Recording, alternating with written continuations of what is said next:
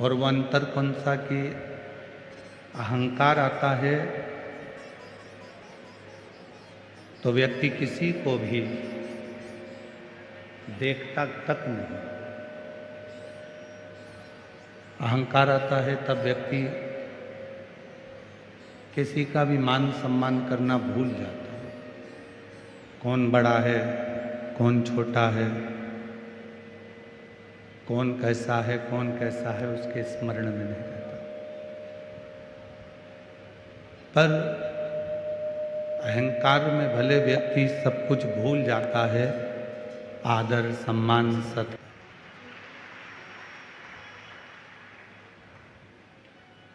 दोनों से। संस्कार व्यक्ति को गरीब और अमीर के भेद से दूर कर देता है। वो सब में एक ही देखता है कि वो ईश्वर है, वो परमात्मा है, वो शिव है, वो राम है, वो कृष्ण है, वो दत्त है, सब में वही समाया हुआ है।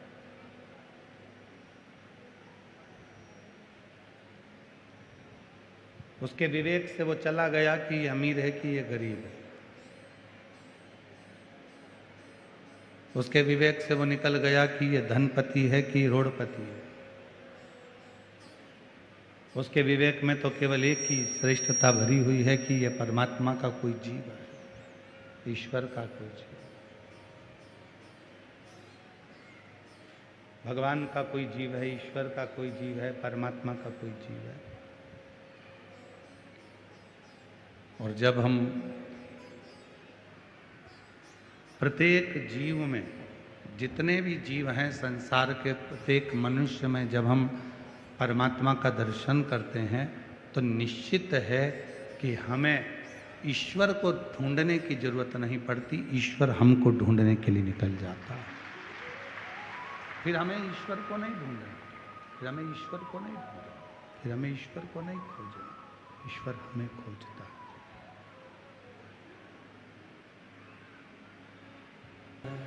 शिव आराधना करती है, शिव साधना करती है, भगवान शंकर की अविरल भक्ति करती है, शिव का भजन करता है, शिव का स्मरण करता है। ब्रह्मा जी भी भगवान शिव को समझ नहीं पाए थे, ब्रह्मदेव भी भगवान शंकर को समझ नहीं पाए।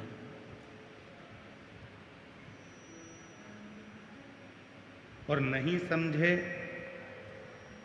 इसलिए भगवान ब्रह्मा और भगवान विष्णु भगवान शंकर को खोजने के लिए गए।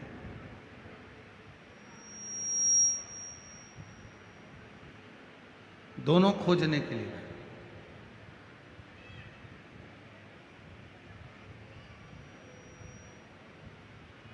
ढूंढते रहे भगवान शंकर को कि भगवान शंकर मिलेंगे, भगवान शिव प्राप्त होंगे, भगवान शंकर मिलेंगे, खोजते रहे।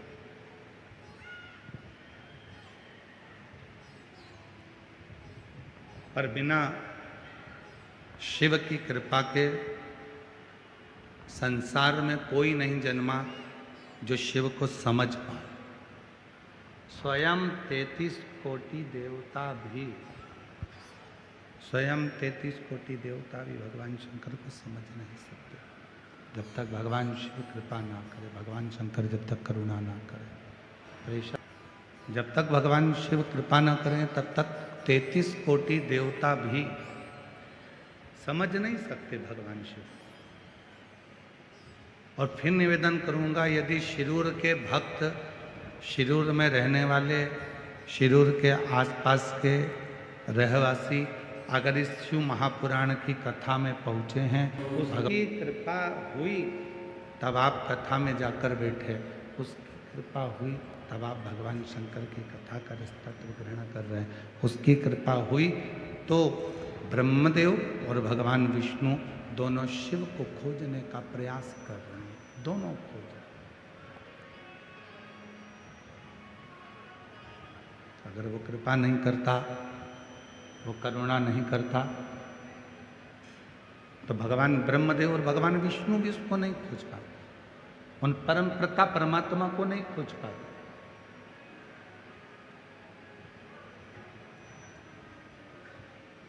गए ब्रह्मा जी ऊपर भगवान शिव को खोजने के लिए, और भगवान नारायण पाताल में गए शिव जी को खोजने के लिए। खूब खोजा पर वो मिला नहीं।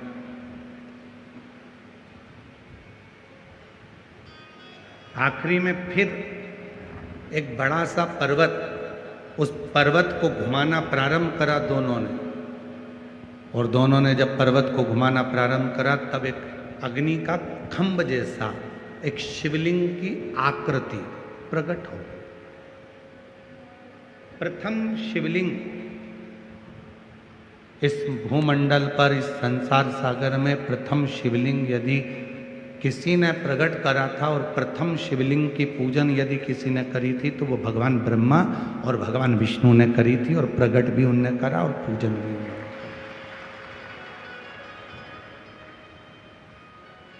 प्रकट भी वही करें और पूजन भी वही करें।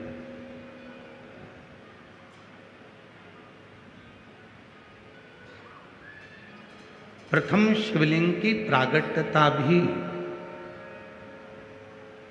भगवान ब्रह्मदेव और भगवान विष्णु करें, और पूजन भी वही कर रहे हैं।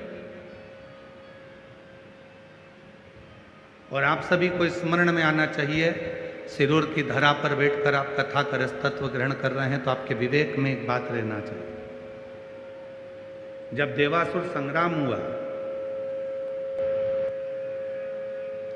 देवता और असुरों का संग्राम प्रारंभ हुआ, और जब देवता और असुरों के संग्राम में,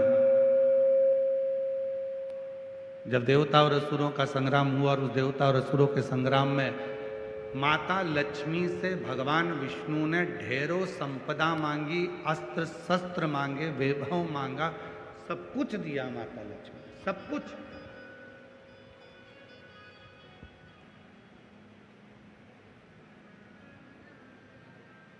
कुबेर जी से मांगा, कुबेर जी ने भी सब कुछ दिया।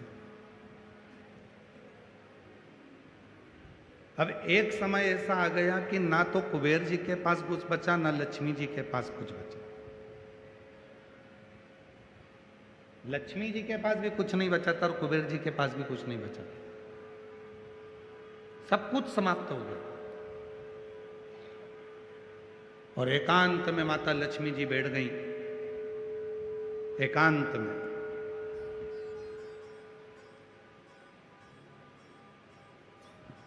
जब माता लक्ष्मी जी एकांत में जाकर बैठी तब स्वयं भगवान नारायण ने जाकर पूछा, लक्ष्मी बात किया।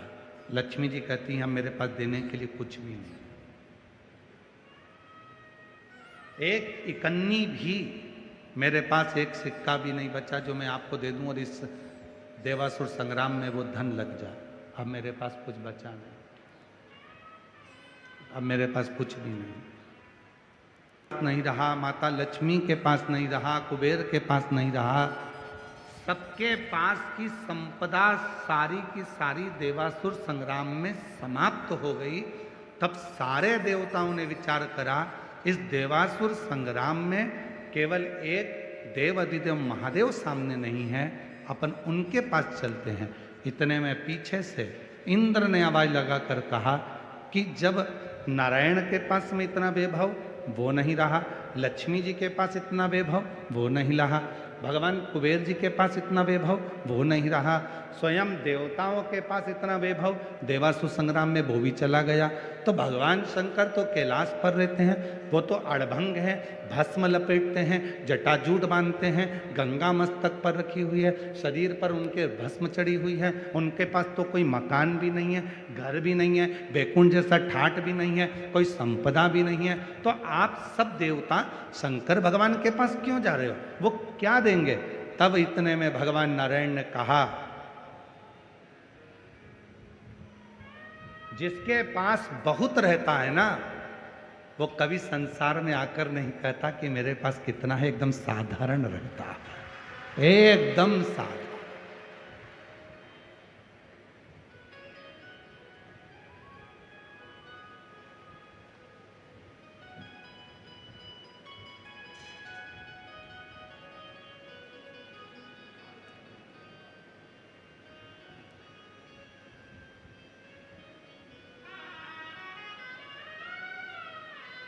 कल एक किसी ने एक वीडियो, सिरूर की एक वीडियो डाली है किसी ने, जिसने डाली हो अगर वो बैठा हो यूट्यूबर तो हम उसको बुलाएंगे, उसको भी हम सम्मान करेंगे। उसने एक वीडियो डाली, वो वीडियो पर नीचे बहुत सारे लोगों ने अपना अपना भाव लिखा। सिरूर की वीडियो है।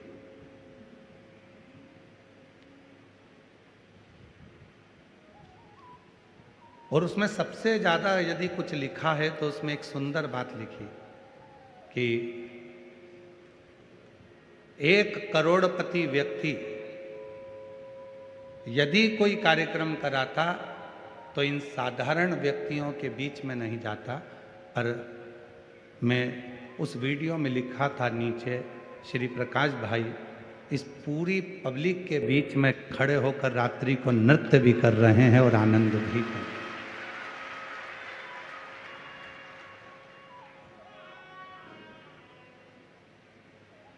श्री जिसने वो वीडियो डाली हो अगर वो कहीं बैठा हो यूट्यूबर तो आ सकता है, अगर वो यूट्यूबर कहीं बैठा हो जिसने भी, एक सहजता का विषय,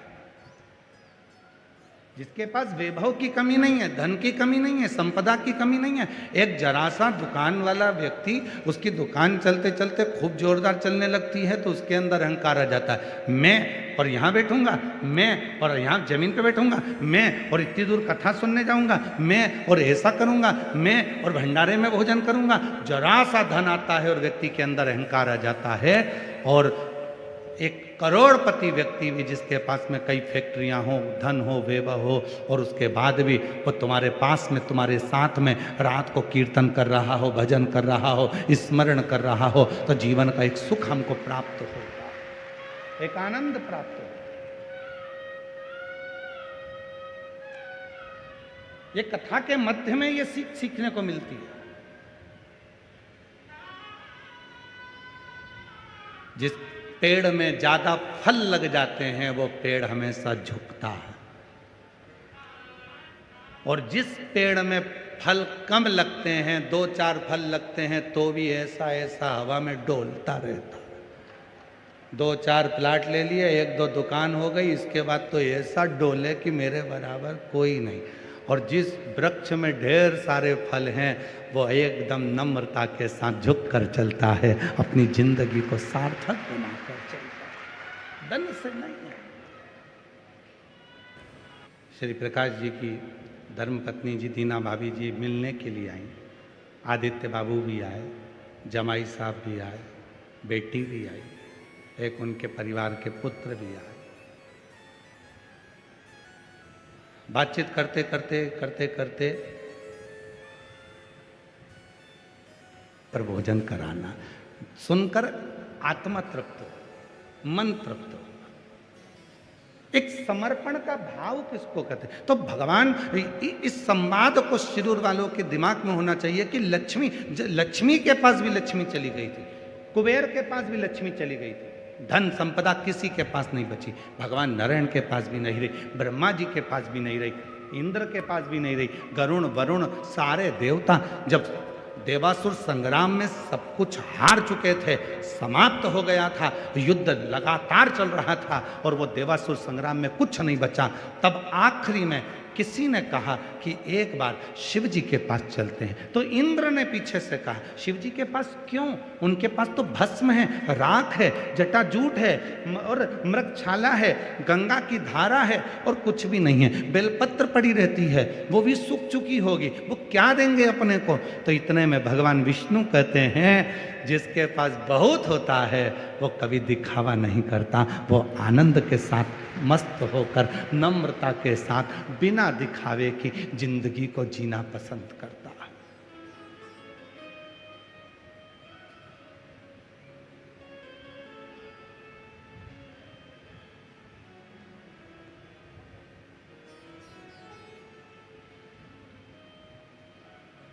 भगवान विष्णु ने कहा नहीं चलो उस भगवान शिव जी के पास चलो। तो इतने में फिर इंद्र ने कहा वो कुछ देंगे ही नहीं, उनके पास है ही नहीं। सभी लोग कहते थे कोरोना काल में, जब कोरोना काल में नहीं, नोटबंदी के समय पर जब नोटबंदी हुई तो सब कहते थे हमारी माता जी के पास तो कुछ भी नहीं है, मेरी जीजी के पास तो कुछ भी नहीं है, जितना तो तुम्हारी दुकान में नहीं निकला उतना जीजी के चावल के डब्बे में निकल गया। और चावल के डब्बे में निकल गया।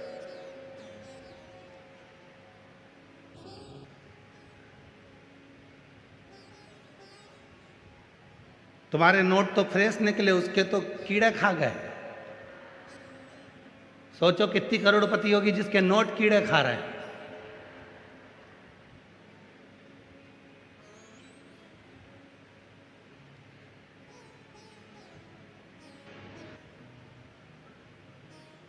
दिखता है कुछ नहीं है, और ऐसे ही रहना चाहिए। भगवान खूब दे देना तो भी किसी के सामने बताना नहीं कि खूब दिया। नम्रता रखना, जनमानस में प्रेम परोसते रहना, ये जीवन का सुख है, ये जीवन का नम्रता दी। श्रेष्ठ संस्कार का लक्षण ही है।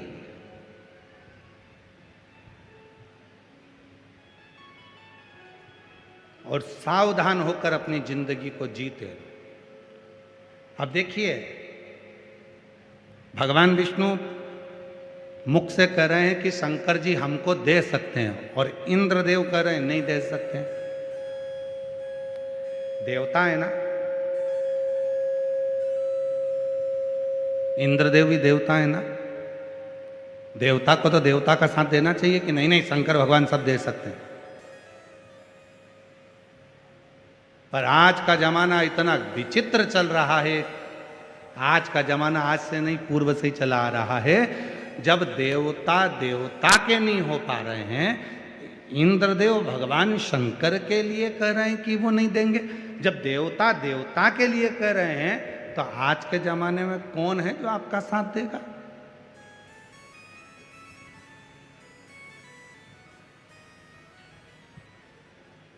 इसलिए थोड़ा सावधान होकर जिंदगी जीना, निपटाने का सोचने लगते। कोई दूसरा नहीं है। आक्षेप लगाने वाले भी अपने हैं, अपशब्द बोलने वाले भी अपने हैं, ताना देने वाले भी अपने हैं, गाली देने वाले भी अपने हैं, आड़ा टेढ़ा बोलने वाले भी अपने हैं। कोई दूसरा नहीं होगा।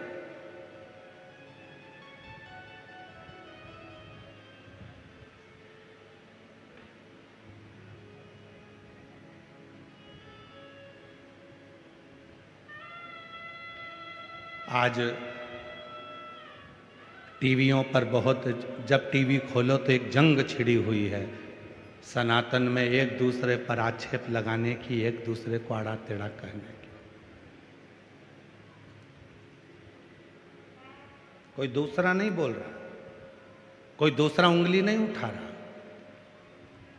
कोई दूसरे धर्म का व्यक्ति आकर आक्षेप नहीं लगा रहा, कोई दूसरे धर्म का व्यक्ति आकर अपशब्द नहीं कर रहा है। अपने ही अपने को आक्षेप लगा रहा है, अपने ही अपने को ताना दे रहे हैं, अपने ही अपने को अपशब्द कर रहे हैं।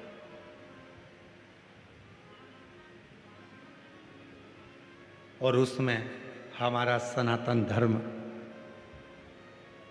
इन एक दूसरे की, सनातनियों की लड़ाई में हमारे सनातन धर्म को नीचे ले जाया जा रहा है। नीचे निवेदन है,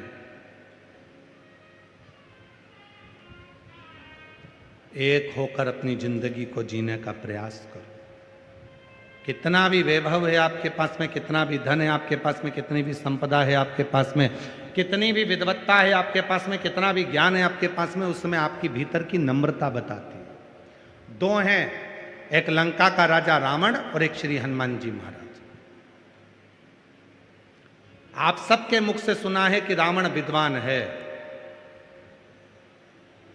बोलो बोलो, आपने भी सुना है कि नहीं सुना कि रावण जैसा विद्वान दुनिया में कोई नहीं हो सकता। रावण इतना विद्वान है। और तुलसीदास बाबा ने हनुमान जी के लिए लिखा, विद्यावान गुणी अति चातुर। दो हैं, रावण भी विद्वान है, हनुमान जी महाराज भी विद्वान है। पर इसमें दोनों की विद्वत्ता में श्रेष्ठ विद्वत्ता किसकी कही? तो कहा विद्यावान गुणी अति चातुर। शिव महापुराण की कथा कहती है कि रावण विद्वान था, पर रावण विद्वान के साथ विद्यावान नहीं था। विद्यावान किसको कहते हैं कि बहुत सारा ज्ञान आपके अंदर आ जाए, बहुत सारा वैभव आपको मिल जाए, बहुत सारी संपदा आपको मिल जाए और आपकी जिंदगी में आप एकदम नम्र बन जाएं, छोटे बन जाएं, तो समझ लेना कि आप विद्यावान गुणी अति चातुर। तो समझना कि आप विद्यावान हो गए, तो समझना कि आपके पास में संपदा हो गई, तो समझना कि आपके पास में वैभव हो गया।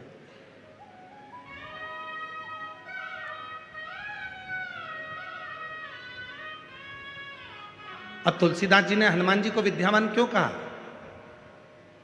रावण को तुलसीदास जी विद्वान कह रहे हैं, रावण को तुलसीदास जी विद्वान कर रहे हैं, पर हनुमान जी को विद्यावान कर रहे हैं, क्योंकि विद्वान बनना सरल है पर विद्यावान बनना कठिन है। हनुमान जी विद्यावान क्यों कहलाए? क्योंकि जब वो लंका में प्रवेश कर रहे थे, इतने बड़े नगर में प्रवेश कर रहे थे, सुरसा नाम की एक राक्षसी भी उनके सामने आ गई थी, लंकनी नाम की राक्षसी भी उनके सामने आ गई थी, और हनुमान जी एक छोटा सा रूप रखकर उनके सामने आ गए, उनके सामने नमन किया, प्रवेश करने लगे। और यही विद्वान की, एक विद्यावान व्यक्ति की सबसे बड़ी निशानी होती है कि जब आप किसी के पास जाओ, कितना भी धन तुम्हारे पास हो, कितनी बड़ी भी कुर्सी तुम्हारे पास हो, कितना बड़ा भी पद तुम्हारे पास हो, जिससे मिलने के लिए जा रहे हो, वो भले छोटा या बड़ा क्यों ना हो, आपकी नम्रता से आपको उसको नमन करना चालू करना चाहिए। ये विद्या, हनुमान जी विद्या।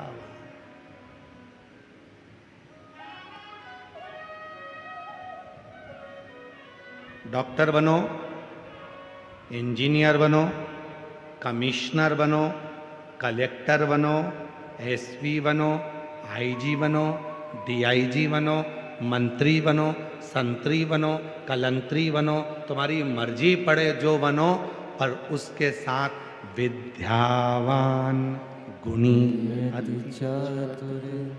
उसके साथ सबसे ज्यादा जरूरी है विद्यावान बनना।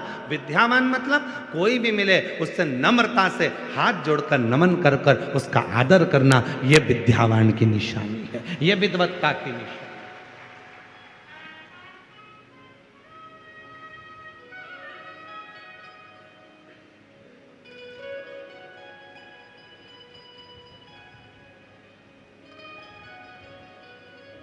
पढ़ी लिखी लड़की आती है शादी कर कर बहू बनकर, सास से पूछती है कितनी पढ़ी हो मम्मी तुम? सास कहती है बेटा मेरे समय पर तो मैं केवल 10th क्लास तक पढ़ी हूं। 10वीं? बस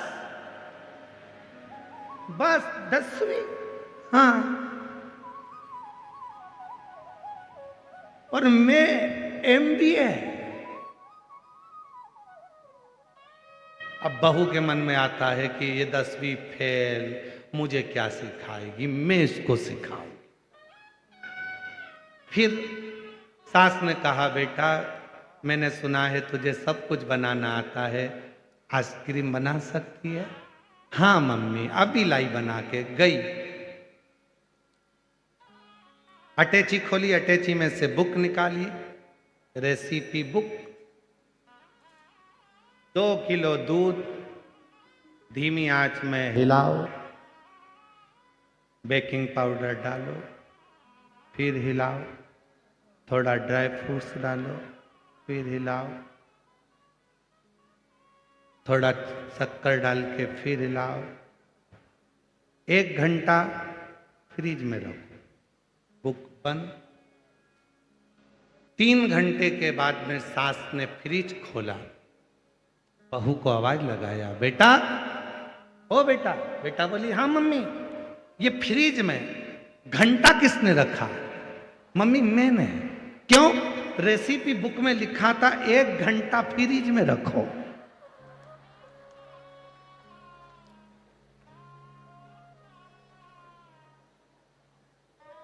सास ने कहा तेरी रेसिपी बुक में लिखा था 1 घंटा फ्रिज में रखो, वो लिखना भूल गया कि जो तूने घोल बनाया है उसको 1 घंटा फ्रिज में रख। तू मंदिर का घंटा फ्रिज में रखिया, मंदिर का घंटा।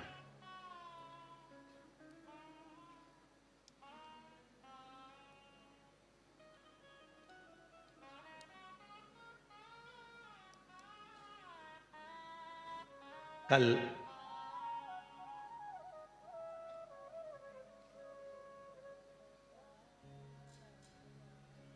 प्रकाश भाई जी धाड़ीवाल जी की धर्म पत्नी श्रीमती दीना माता जी कह रही थी कि गुरुजी, मैंने अपने बच्चों से कहा कि पढ़ाई में परसेंटेज थोड़ा सा कम आएगा तो चल जाएगा, पर संस्कारों का परसेंटेज कम नहीं होना चाहिए। संस्कारों का परसेंटेज कम नहीं होना चाहिए। नम्रता, विनम्रता जो हमारे दादाजी ने हमको दी है, जो हम संस्कारों की कमी क्यों हो रही है? 20 वर्ष तक माता पिता अपने बच्चे को राम बनाने की चेष्टा करते हैं। हर माता पिता सोचते हैं मेरा बेटा राम बनेगा, मेरा बेटा राम बनेगा, मेरा बेटा राम बनेगा। 20 साल तक बच्चे को पढ़ाते लिखाते, अच्छे अच्छे कॉलेज में भेजते, बहुत दूर दूर पढ़ने भेजते, अच्छी कोचिंग क्लास में भेजते, दिन रात पढ़ाते हैं और प्रयास करते हैं कि 20 साल तक मेरा बेटा पढ़ेगा, राम बनेगा। और 20 दिन की कुसंगति बेटे को मिलती है और वो राम की जगह रावण बन जाता है। संस्कारों की कमी हो जाती है, सभ्यता की कमी हो जाती है, मर्यादा की कमी हो जाती है, मान की कमी हो जाती है। वो समझ नहीं पाते। सास 10वीं फेल है, बहू MBA BA CA सब कुछ पढ़ी हुई है, फिर भी बहू को सोचना चाहिए कि मैंने किताब की पढ़ाई करी है और मेरी इस सास ने ठोकर खा खा कर अपनी पूरी परिस्थिति को देखकर वो पढ़ाई करी है जो जिंदगी में कोई नहीं कर सकता, इसलिए मेरी उम्र से ज्यादा मेरी सास की उम्र है। पढ़ाई नहीं, उसकी विद्वत्ता देखो कि मेरी सास में विद्वत्ता कितनी है, मेरी सास में विद्वत्ता कितनी, वो देखो उसकी विद्वत्ता देखिए, उसकी नम्रता देखिए।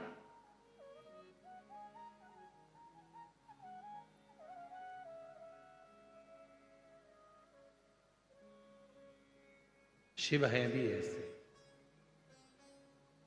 जब भगवान विष्णु जी कह रहे हैं कि शिव दे सकते हैं, तो भगवान नारायण मना कर रहे हैं, भगवान इंद्र मना कर रहे हैं, नहीं नहीं नहीं वो नहीं दे सकते।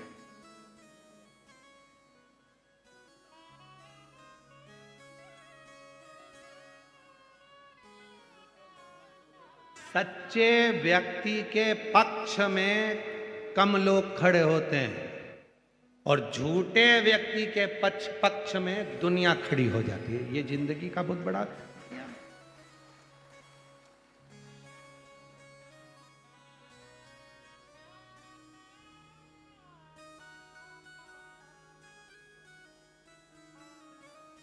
अभी रुद्राक्षोत्सव था, तो रुद्राक्षोत्सव का तीसरा दिन एक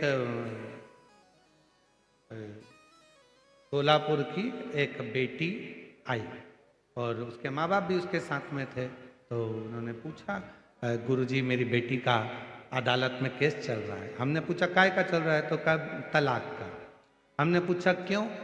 तो कहा वो लड़का ठीक नहीं।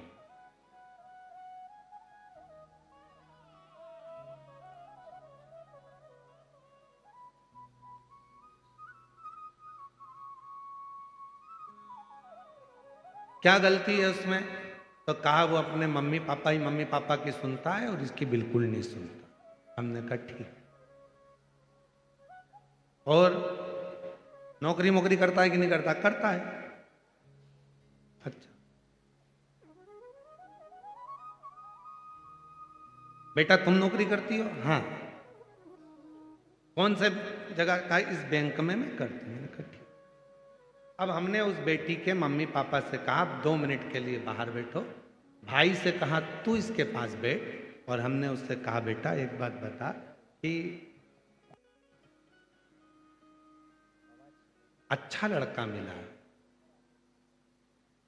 ठीक है, आज वो अपने माँ बाप की सुन रहा है। जिस दिन तेरे घर में बच्चा होगा और तेरा बच्चा बड़ा होगा, जब तेरे पिताजी के संस्कार उस बच्चे के पिता के संस्कार उसमें आएंगे, तो एक दिन ऐसा आएगा कि वो तुम्हारा बेटा भी तुम दोनों की सुनेगा तब तुम्हें मालूम पड़ेगा कि जीवन में माता पिता की सुनना किसको।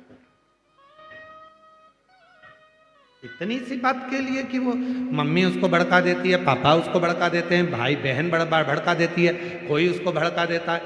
याद रखना, आज के जमाने में कोई किसी को भड़काता नहीं है। आज का जमाना इतना विचित्र है कि सब पढ़े लिखे हैं, सब एजुकेटेड हैं, सब विद्यावान हैं, सबके अंदर ऐसा कोई संसार का बच्चा नहीं है जो पढ़ा लिखा नहीं है। आज के बच्चे को पढ़ने के लिए कोचिंग भेजना पड़ता है, आज के बच्चे को सीए बनना है तो कोचिंग भेजना पड़ता है, आज के बच्चे को यदि कोई अच्छी पढ़ाई कर रहा है तो कोचिंग भेजना पड़ता है। पर आज के छोटे से छोटे बच्चे को मोबाइल सीखने के लिए कोचिंग नहीं भेजना पड़ता, वो तो पैदा होते से चालू हो जाता है।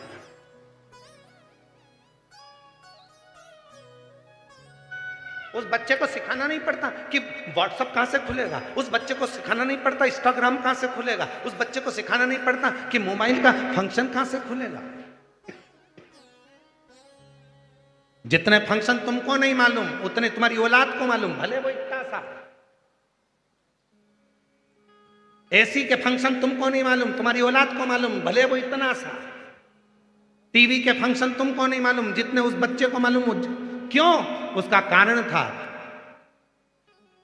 जब बच्चा गर्भ में आया डॉक्टर ने कह दिया बेड रेस्ट, तुम दिन भर पलंग पर पड़ी रही।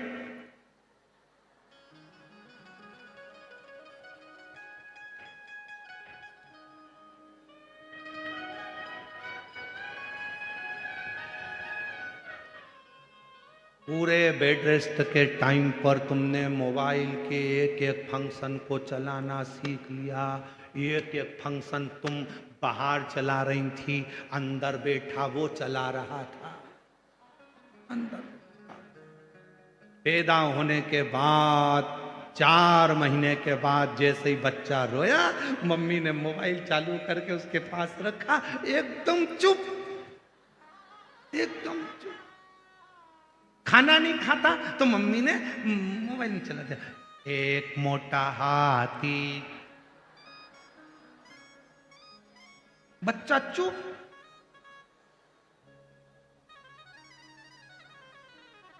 मम्मी किसी से मिलने के लिए, मेहमानों से मिलने के लिए गई, बच्चा रो रहा था, मोबाइल पकड़ा के चली गई, बच्चा चुप। जाओ, भले तुम 2 दिन के लिए जाओ पर मोबाइल दे जाओ, बच्चा चुप। विपरीत। आप में से कितनी माताएं जो अपने बच्चे को मोबाइल की कोचिंग देने भेजा था? आप में से कितने भाई बैठे हैं जिन्होंने अपने बच्चे को मोबाइल की कोचिंग देने भेजा था? कोई माता पिता अपने बच्चे को मोबाइल की कोचिंग सीखने के लिए नहीं भेजता, मोबाइल चलाना सीखने के लिए नहीं भेजता। वो गर्व से सीख कर आता है, क्योंकि दिन रात माताएं चलाती हैं तो बच्चे के भी असर आ जाता है और वो कोचिंग सीख जाता है, उस मोबाइल को चलाना सीख जाता है। हमने उस बेटी से कहा बेटा तुम अगर तलाक लो भी लोगी और मालूम पड़े कोई दूसरा मिला, ऐसा लड़का मिल गया जो तुम्हारी जिंदगी को बर्बाद कर दे, पीने वाला मिल गया, व्यसन करने वाला मिल गया, बच्चों पे क्या इफेक्ट पड़ेगा? तो कहा गुरुजी अब मैं क्या करूं? तो हमने कहा घर जाना, माता पिता को समझाना और अदालत से केस वापिस लेना।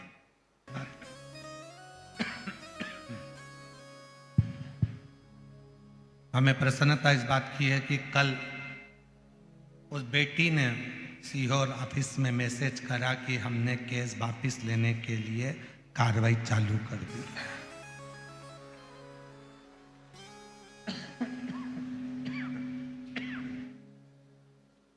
प्रसन्नता इस बात।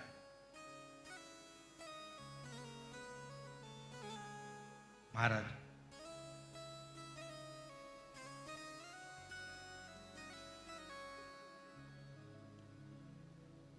शिव भोले हैं, शिव नर्म है, शिव के पास में दिखावा नहीं, शिव के पास में दिखावा नहीं है। भोले हैं, नम्र हैं, उनके पास में दिखावा कोई काम। इंद्र कह रहा है क्या वो देंगे? क्यों नहीं देंगे? दे सकते हैं आप उनके पास।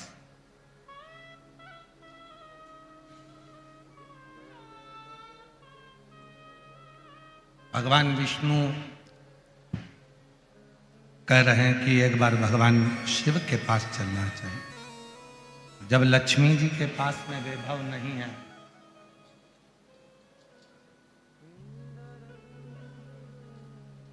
कुबेर जी के पास में वैभव नहीं है, संपदा है ही नहीं, किसी देवता के पास में वैभव नहीं है, तो शिव जी के पास वैभव कहां से आ?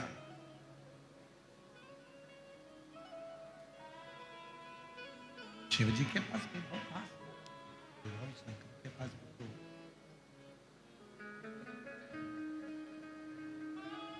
भगवान नारायण ने कहा कि कोई कोई ऐसा होता है उसके पास में कुछ नहीं होता, वो दिखता है उसके पास में कुछ भी नहीं, दिख रहा है कि उसके पास कुछ नहीं है पर उसके पास बहुत कुछ हो।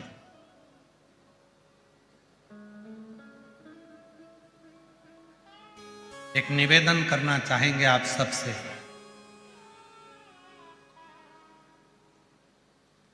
अपने घर के बच्चों को साल में 1 या 2 बार नाना नानी के घर और दादा दादी के घर लेकर जरूर जाया करो। भले नाना नानी के पास देने के लिए कुछ नहीं होगा पर उनका अपना अनुभव जरूर है। भले दादा दादी के पास में कुछ नहीं होगा पर उनका अपना अनुभव जरूर है। अपने घर के बच्चों को लेकर नाना नानी के घर जरूर जाओ, दादा दादी के घर जरूर जाओ। क्यों? वो नाना नानी और दादा दादी के पूरी जिंदगी का जो अनुभव होता है वो अपने छोटे छोटे बच्चों को देते हैं, संस्कार प्राप्त होता है, वही सुख, वही संस्कार जीवन का सुख दे, वही तो कहा शिव के पास, शंकर जी शिव के पास।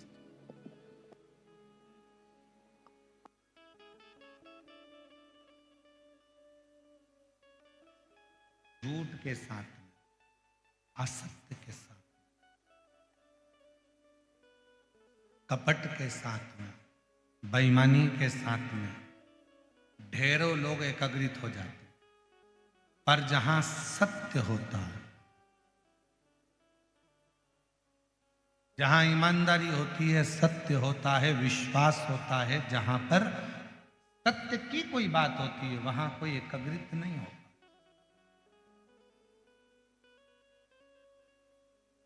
बहुत कठिन है उनको एकत्रित करना, बहुत कठिन।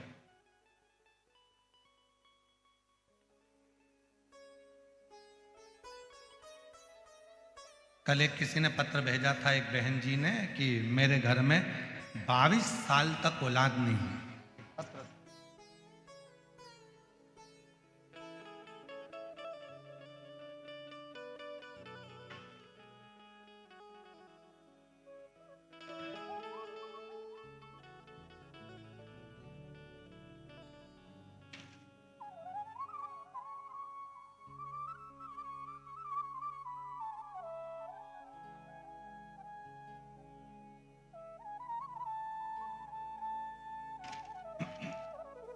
सुरेश रेवारी, गांव बोहाना, राजस्थान से हैं। मोबाइल नंबर मेरा ये है। गुरुदेव, मैं पूना महाराष्ट्र में सर्विस करता हूँ। मेरी धर्मपत्नी मंजू रेवारी, मोबाइल नंबर ये है। गुरुदेव, मेरी शादी को 22 साल हो गए, मेरे कोई बच्चे नहीं थे। मैंने बहुत इलाज करवाया, 3 बार IVF भी करवाया, लेकिन कोई फर्क नहीं पड़ा। फिर मैंने सब कुछ करना छोड़ दिया। फिर पूना में सांगवी में आपकी कथा 2023 साल में हम दोनों आपकी कथा पंडाल में बैठकर सुनी, और बाबा के पंडाल में बैठकर वहां की मिट्टी को मेरी पत्नी ने गर्भ से लगाया, पेट से लगाया, और बाबा की ऐसी कृपा हुई गुरुदेव, 2 महीने के बाद उसका गर्भ ठहर गया। साल 2024 को बाबा की कृपा से 22 साल के बाद में मेरे घर में लड़के ने जन्म लिया। मैं बाबा को यहाँ प्रणाम करने के लिए आया। मैं बाबा को यहाँ नमन करने के लिए 22 वर्ष के बाद ये योग लगा। कहीं बैठे हो तो आ सकते हैं और बेलपत्र ले सकते हैं। 22 वर्ष के बाद ऐसा योग, भरोसा किया शिव पर, विश्वास किया शिव पर। जब हम भगवान देवाधिदेव महादेव पर भरोसा करते हैं, विश्वास करते हैं,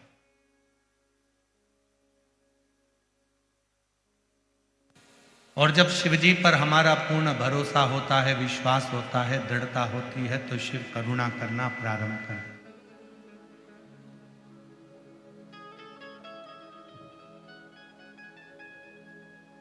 ये लाखों की संख्या में आप लोग आए हो, क्या लेकर आए हो अपने साथ? एक विश्वास,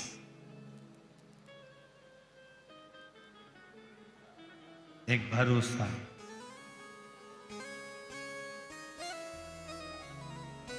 एक दृढ़ता, बाबा के प्रति आपका भरोसा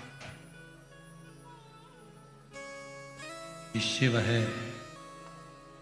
मैं कथा सुनूंगी बैठकर, बाबा से प्रार्थना करूंगी बैठकर, वहां की रज को, वहां की मिट्टी को अपने मस्तक पर चढ़ाऊंगी और मेरा देव अधिदेव महादेव मेरी झोली खुशियों से भर देगा। ये विश्वास है, ये भरोसा है। एक पत्र और आया, अच्छा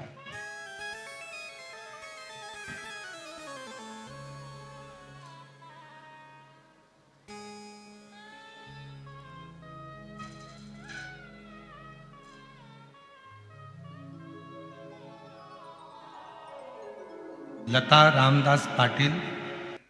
मैं लता पाटिल कोपरगांव की रहवासी हूं।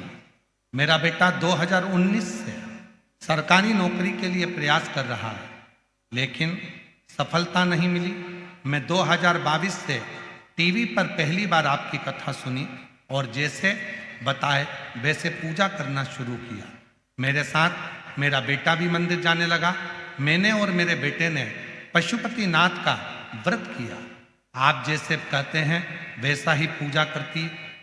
आपको क्या बताऊं गुरुदेव, बेटे से कहा कि बस तू एक काम कर, अपनी मेहनत कर, परिश्रम कर और शिव जी पर भरोसा रख। गुरुदेव 2024 में बाबा की कृपा से, आप कहते हैं कि बाबा हाथ पकड़ता है, बिल्कुल पकड़ता है गुरुदेव। और बाबा की कृपा से 4 जगह पर मेरे बेटे ने सरकारी नौकरी के लिए अप्लाई किया और बाबा ने ऐसी कृपा करी कि 4 सरकारी नौकरी में सिलेक्ट हुआ। बाबा की ऐसी कृपा। आज मैं बाबा को प्रणाम करने के लिए आती हूँ। मेरे बेटे ने एक नौकरी चुनी और बाबा की कृपा से आज वो ऑफिसर बनकर बैठा है। मैं बाबा को यहाँ नमन करने के लिए आई हूँ। कहीं बैठी हो तो आ सकती हैं। लता रामदास पाटिल, पता कोपरगांव, जिला अहिल्यानगर, मोबाइल नंबर ये। एक शिव पर, भगवान शंकर पर करा हुआ भरोसा दृढ़ हो तो शिव सुनता।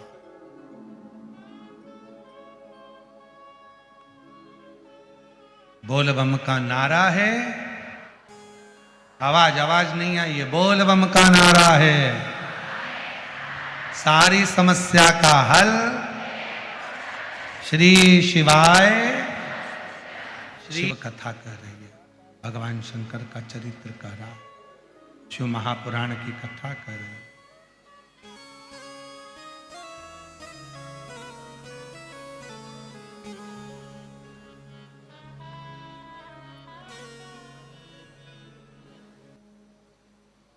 बाबा देवाधिदेव महादेव की पवित्र कथा कर रही।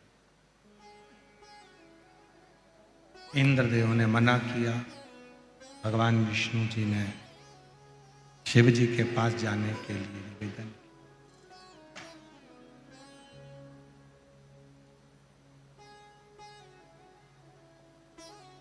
चले, इंद्र नहीं गए। इंद्र को मालूम था कि वहां कुछ मिलना तो है नहीं, जहाँ बाकी के सभी देवता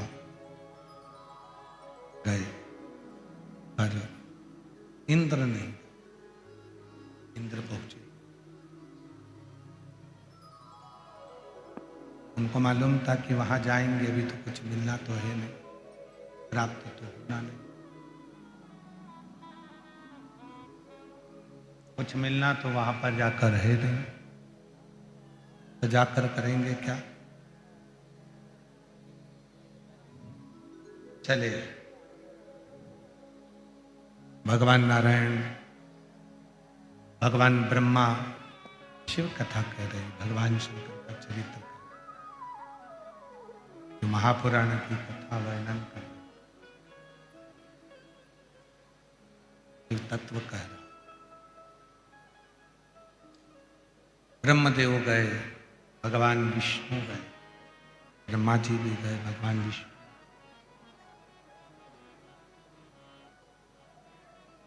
इंद्र नहीं गए।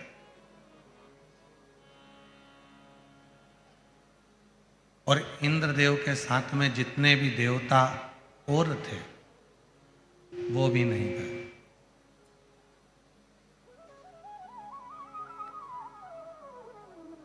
इंद्रदेव के साथ में और जितने भी देवता थे वो भी नहीं।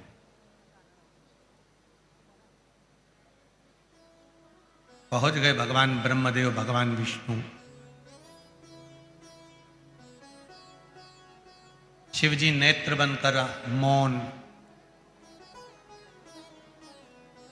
एकदम शांत बैठे हुए।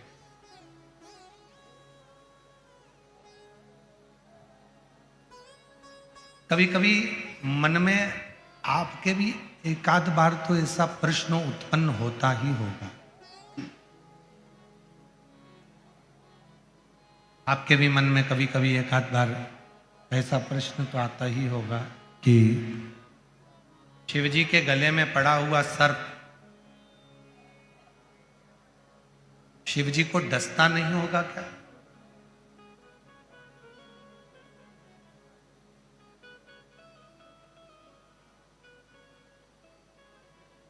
भाई सर्प का तो नियम है कि उसको अपना विष उगलना है। सर्प का तो नियम है कि उसको अपना विष त्यागना है। और सर्प अपने विष को त्यागता रहता है। पर शिवजी के गले में वासुकी नाग पड़ा हुआ है, क्या वो विष नहीं उगलता होगा? उगलता है।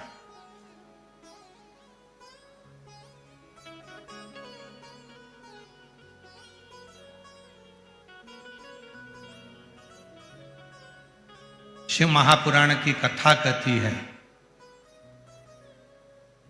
भगवान शंकर का चरित्र कहता है कि हे देवी, वासुकी नाग मेरे पास में है, दुनिया का सबसे ज्यादा हलाहल विष भी मेरे कंठ में है, फिर भी संसार का कोई जीव जब मेरी शरणागति ग्रहण करता है तो उसके भीतर के विष को भी मैं धारण कर लेता हूं और उसको सुख देना प्रारंभ कर देता हूं।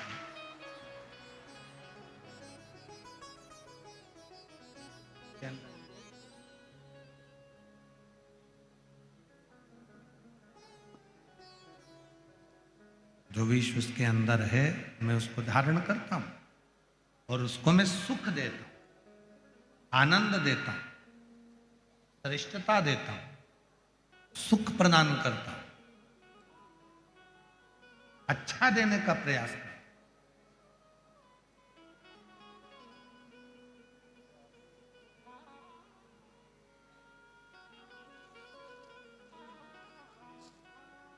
बैठे थे भगवान शंकर, नेत्र बंद थे शिव जी के, और नेत्र बंद कर कर विराजमान थे भगवान शंकर, विराजे हुए अपने नेत्र बंद है, साधना में डूबे हुए हैं, भजन में डूबे हुए, स्मरण में डूबे हुए, साधना में डूबे हुए।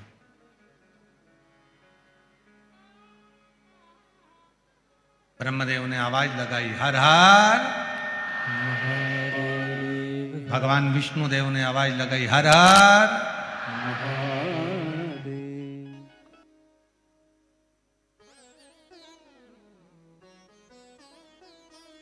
और याद रखना वो 3 ताली कोई साधारण नहीं है। भगवान शंकर के एक गण है जिनका नाम है चंड, जो शिव जी के मंदिर के द्वारपाल होते हैं, शंकर जी के मंदिर के रक्षक होते हैं। क्या नाम है उनका? चंड। जो शिव मंदिर के द्वारपाल हैं, भगवान शंकर के मंदिर के रक्षक हैं। शिव मंदिर के द्वारपाल हैं, शंकर जी के मंदिर के जो रक्षक हैं वो चंड है।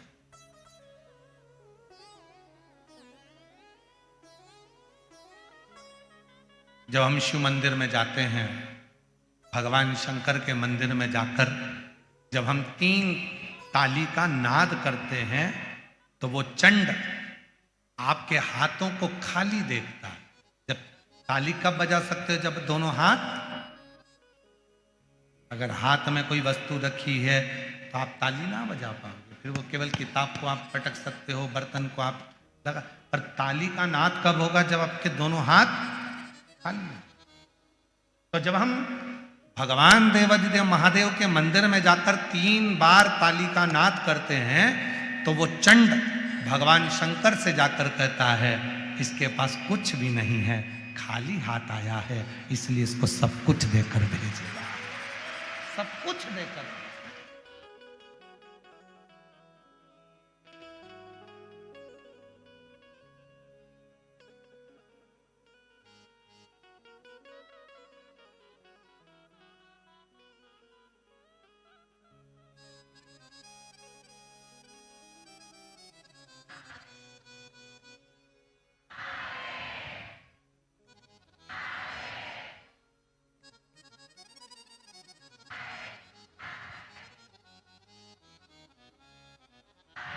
इसको सारा सुख दे दे।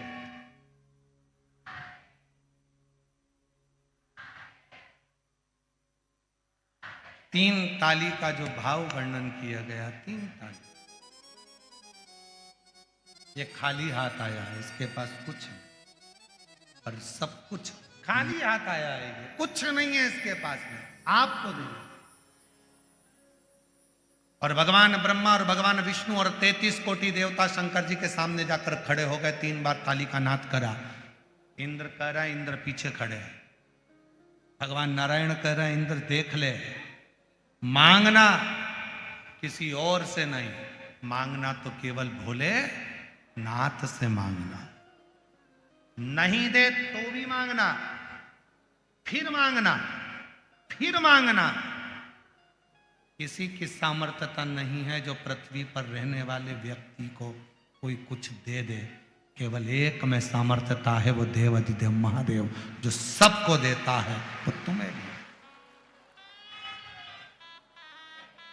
पीछा मत छोड़ना। एक पत्र है, पीछा नहीं छोड़ने का भी पत्र है।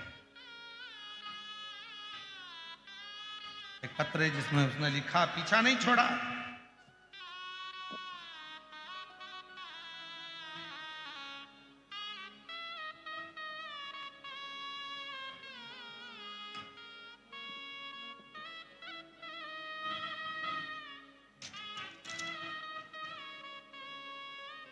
मैं सरस्वती सुधीर कानड़े खूब अभिनंदन करती हूँ।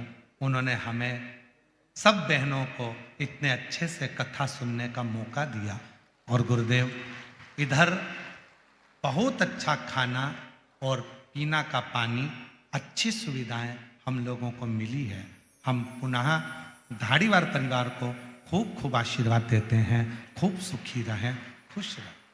गुरुजी, आपने शिवजी से जोड़ा है। मेरी एक पंडाल की कथा नहीं, 5 पंडाल तक मैंने महादेव का पीछा नहीं छोड़ा।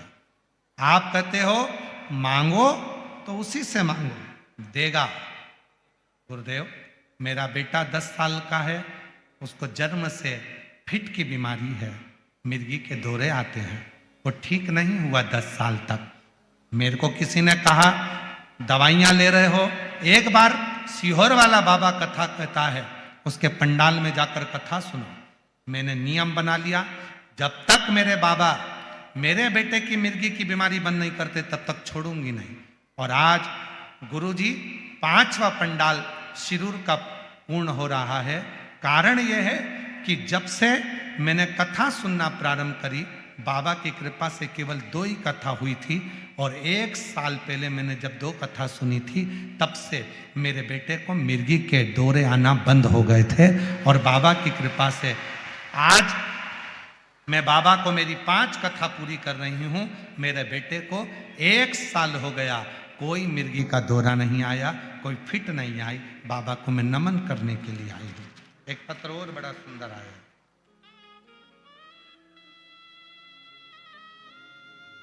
देखिए, पीछा नहीं छोड़ने की कथा है। ये जितने पत्र पढ़ रहे हैं पीछा नहीं छोड़ने के। एक पत्र है, मैं सो काजल रोहित राठौर, जिला जिला पूना, तहसील शिकरापुर, कसारी फाटा की रहने वाली हूँ। मेरा मोबाइल नंबर ये है। मेरा ससुराल महाराष्ट्र राज्य है, राज्य के नांदेड़ जिला, लेकिन हम मेरे पतिदेव की नौकरी की वजह से यहाँ रहते हैं। गुरुदेव, मेरी शादी को 5 साल हो चुके थे। जब डॉक्टरों का इलाज करवाया तो डॉक्टर ने मना कर दिया था कि तुम मां नहीं बन सकती। तब मन में विचार आया कि मैं करूं क्या। हमने टेस्ट बेबी भी करवाया तो भी संतान का सुख नहीं आया। सारे इलाज करवा करवा के थक गए कि कथा सुनने को मिली, और तब मन में विश्वास जागृत हुआ कि एक बार पंडाल में कथा सुने। हम पति पत्नी दोनों पंडाल के अंदर बैठकर कथा सुनने के लिए आए, और गुरुदेव बाबा से विनती करी। जब बाबा ने नहीं सुना, परवणी में कथा सुनी, दूसरी कथा हिंगोली में सुनी तो भी बाबा नहीं सुने, तीसरी कथा छत्रपति संभाजी नगर सुनी तो भी बाबा नहीं सुने। तब मैंने बाबा से कह दिया, अगर तू नहीं देगा तो तेरी कथा नहीं छोड़ूंगी, आती रहूंगी।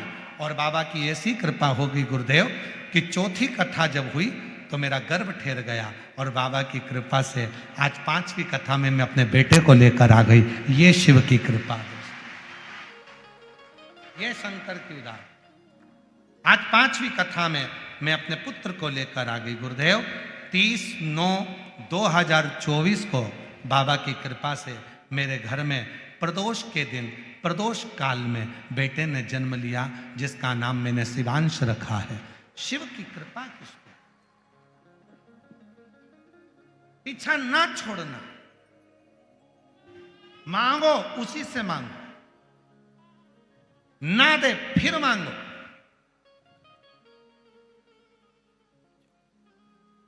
मां सबसे ज्यादा खुश कब होती है? जब बेटा कहता है, मम्मा आज दाल अच्छी बनी है, एक रोटी और देना। मंदिर में आकर 1 लोटा जल चढ़ाकर झोली पसार करके बाबा देना, तब बाबा खुश होता है, मेरा बेटा, मेरा पुत्र है।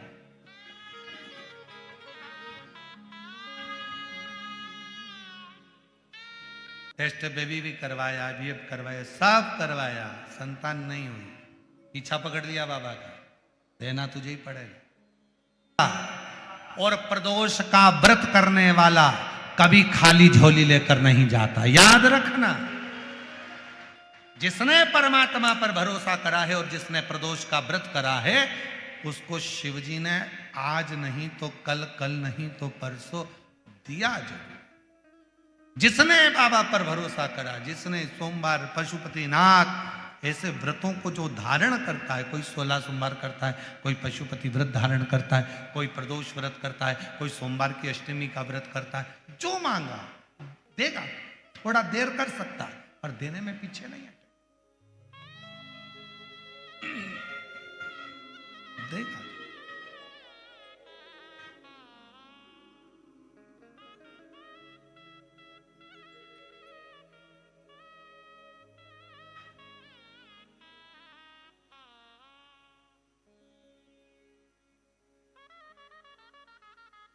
सारे देवता रोज भ्रमण पर नहीं निकलते।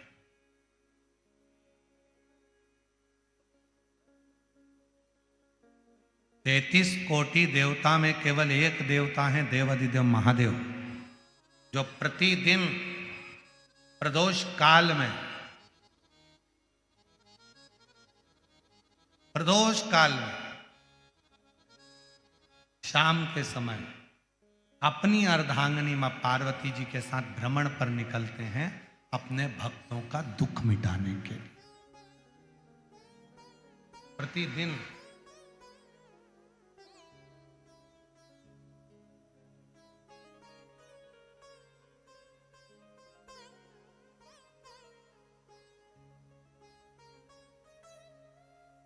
पहले दिन की कथा में श्री प्रकाश भाऊ जी की धर्मपत्नी श्रीमती दीना जी प्रकाश जी धारीवाल जी ने प्रश्न किया था उनके घर पर कि प्रदोष करना है, तो पहले तो मेरा निवेदन है कि प्रदोष को समझें कि प्रदोष का मतलब क्या। संसार का कोई मनुष्य कितने भी दोष कर ले, उसकी जिंदगी के सारे पाप उसने जितने भी करे हों, यदि प्रदोष का दिन है, जिस दिन प्रदोष है उस दिन यदि उसने व्रत धारण करा, केवल एक दिन ऐसा होता है प्रदोष का जिस दिन 33 कोटि देवता और 64 योगनियां भी भगवान शंकर के सामने अपने मन की बात कहने के लिए प्रदोष काल में खड़े होते हैं और शिव जी अपने हाथों से उनके दुख मिटाते मिटाते जाते हैं। वो प्रदोष का व्रत होता है। वो का विस्तार से तो वर्णन हम करेंगे बीच में, पर सारे दोषों को जो समाप्त कर, सारे दोष, सारी तकलीफ, तुम्हारी जिंदगी के जितने जितने तुम्हारे दोष हैं इस जन्म के उस जन्म के,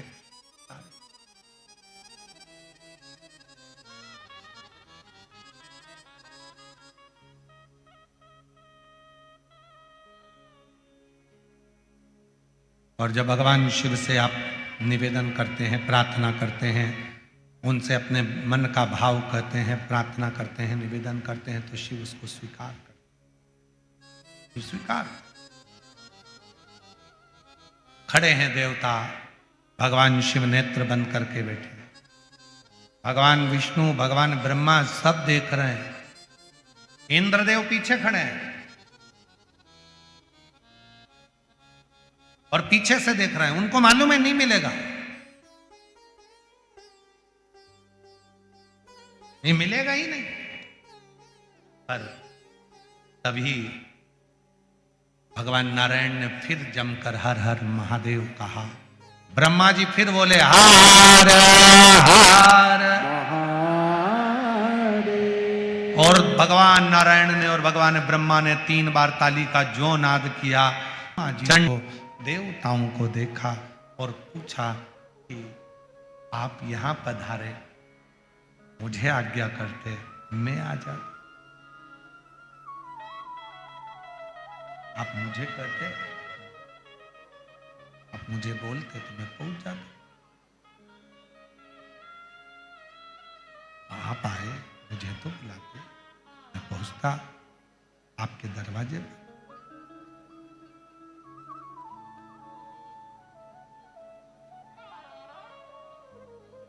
और देखो, सतयुग में, त्रेता युग में, द्वापर में और कलयुग में, इन सब में बड़ा अंतर है। सतयुग में, त्रेता में, द्वापर में भक्त को भगवान के दरवाजे जाना पड़ता था। केवल कलयुग एक ऐसा है जिस कलयुग में आप भगवान को पुकारते हो तो भक्त को भगवान के पास जाना नहीं पड़ता, भगवान भक्त के पास दौड़ता रहा। और ये बात तुलसी बाबा ने भी अपनी रामचरितमानस में लिखा कि कलयुग केवल नाम आधारा और सुमर सुमर नर उतरई। आप भजो, नाम का उच्चारण करिए, भगवान का करिए। जब भगवान के नाम का उच्चारण करोगे तो भगवान अपने करीब में आए। और नहीं तो वैसे तो कलयुग बहुत बदला है, ऐसे तो ये संसार कितना वो है, इतना जमाना बदल, अब क्या बदलना रह गया, सब कुछ बदल। तो यहाँ शिव कथा कह रही है पूर्व का समय, अब ये सब कुछ बदला अपनी जगह पर है, पर सतयुग में भक्त भगवान के पास जाते थे, त्रेता में भक्त भगवान के पास जाते थे, द्वापर में भक्त भगवान के पास जाते थे। केवल एक कलयुग ऐसा है जहां बैठकर आप शिव को पुकारोगे, मेरा शंकर भगवान आपके दरवाजे पर आकर खड़ा है। केवल कलयुग, ये कलयुग की प्रधानता है कि भगवान शंकर का जितना भजन करोगे, शिव का जितना भजन करोगे, शंकर का जितना स्मरण करोगे, भगवान शंकर का जितना मंत्र जाप करोगे, नाम जाप करोगे, शिव जी का जितना स्मरण करोगे, शंकर भगवान तुम्हारे करीब में आकर खड़े हो जाएंगे। भगवान विष्णु जी कर रहे हैं, भगवान ब्रह्मा जी कर रहे हैं, भगवान भोलेनाथ के नेत्र खुल गए। क्या चाहिए? भगवान ने जैसे ही पूछा क्या चाहिए, नारायण कहते हैं प्रभु लक्ष्मी के पास भी लक्ष्मी नहीं है, कुबेर के पास भी वैभव नहीं है, सारा देवासुर संग्राम में समाप्त हो गया है, आप कृपा कर दो, हमें पुनः वापिस जो हमारे पास कुछ नहीं है सब कुछ दे दीजिए। तब मेरे ओघड़दानी, तब मेरे शंकर भगवान एक रूप धारण कर लिए जिसका नाम है, मेरे शंकर भगवान का एक नाम हो गया कुबरेश्वर महादेव भगवान की। भगवान ने अभी तक 4 हाथ नहीं रखे थे, आज भगवान शिव ने 4 हाथ रख लिए। भगवान शंकर खड़े हो गए, अपने 2 हाथों से, एक से लक्ष्मी को लक्ष्मी दे रहे हैं और दूसरे से कुबेर को लक्ष्मी दे रहे हैं। बाकी के 2 हाथों से 33 कोटि देवताओं पर आशीर्वाद देते हुए कर रहे हैं। अब चिंता करने की जरूरत नहीं, देवासुर संग्राम चुटकी बजाते ही भोलेनाथ के समाप्त हो गया और देवताओं को वापिस अपना राज्य प्राप्त हो गया। शिव जी का नाम कुबरेश्वर महादेव की जय। यह है कुबरेश्वर महादेव की कथा।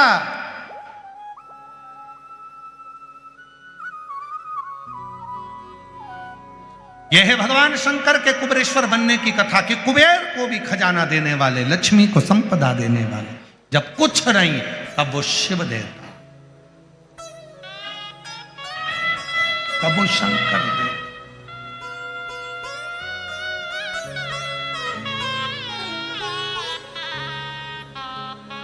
भगवान शिव ने खड़े होकर एक हाथ से लक्ष्मी को लक्ष्मी दे रहे हैं, दूसरे हाथ से कुबेर को लक्ष्मी दे रहे हैं।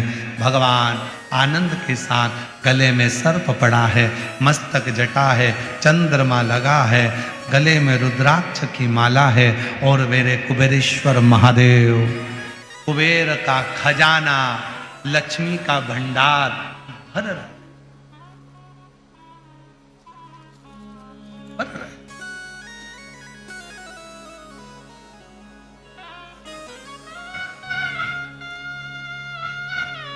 हमने पहले भी कथा में 2 दीप का वर्णन किया, आज फिर कथा में 2 दीप का वर्णन कर। कितना भी दुख है, संपदा नहीं है, बहुत कष्ट का जीवन चल रहा है, बहुत तकलीफ का जीवन चल रहा है, 2 जगह पर दीप लगाना चालू कर दो। प्रदोष काल में, मतलब शाम का समय, सूरज ढलने का जब समय हो उस समय एक दीप बेलपत्र के वृक्ष के नीचे, दूसरा दीप भगवान शंकर के मंदिर पर। प्रदोष काल में जब ये 2 दीप लगना प्रारंभ हो जाते हैं, और दोनों दीप फूल बत्ती के होना चाहिए, लंबी बत्ती के नहीं। एक लंबी बत्ती होती है, एक गोल बत्ती होती है, फूल बत्ती, दोनों दीप फूल बत्ती। मां सती ने जब भगवान शंकर के लिए आराधना साधना करी थी और भगवान भोलेनाथ जी से वर प्राप्त करा था, तो माता सती ने भी ये साधना ऐसे ही करी और माता सती को शिव मिले थे। दक्ष प्रजापति ने शिव जी का अपमान कर दिया था और भगवान शंकर, देवाधिदेव महादेव भगवान शिव अपशब्द कह दिया। सती माता दक्ष प्रजापति के यहाँ जलकर भस्म हो गई। वही सती माता हिमालय राज के घर में पार्वती बनकर प्रकट हो गई। लिखी है कि इसको इतनी तारीख के पहले पहले खा लेना। खाने के सामान पर, आटे की बोरी पर, दाल की बोरी पर, चावल की बोरी पर, कुरकुरे पर, वेपर्स पर, सब पर, बिस्कुट पर, सब पर एक्सपायर डेट लिखी हुई है कि इसको इससे पहले खा लो। एक्सपायर हो उससे पहले पका लो, और आप एक्सपायर हो उससे पहले शंकर का नाम गा लो। इससे बढ़कर कोई सुख फिर मौका मिलेगा नहीं मिलेगा।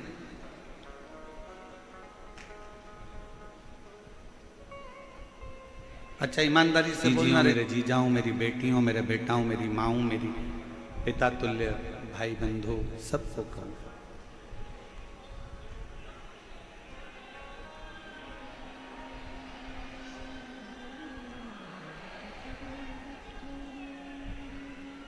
ये मौका क्या बार बार मिल सकता है?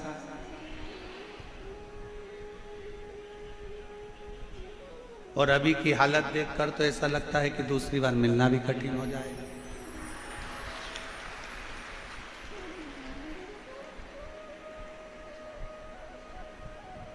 जितने लोग पंडाल के अंदर हैं, चारों पांचों पंडाल जितने भरे पड़े हुए हैं, इससे दुगने लोग। हम तो सोचे थे कि कल तुम चले गए होगे, पर क्या पता था कि तुम यही रहोगे।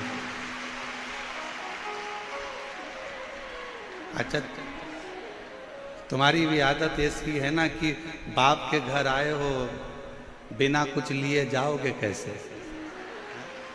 बात तो वहां अड़ जाती है।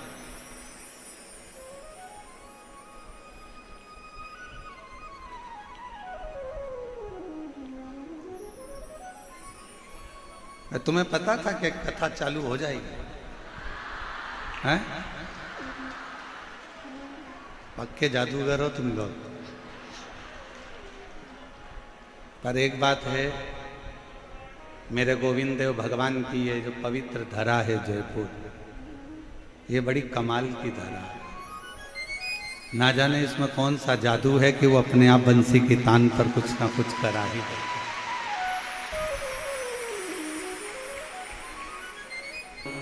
एक विश्वास,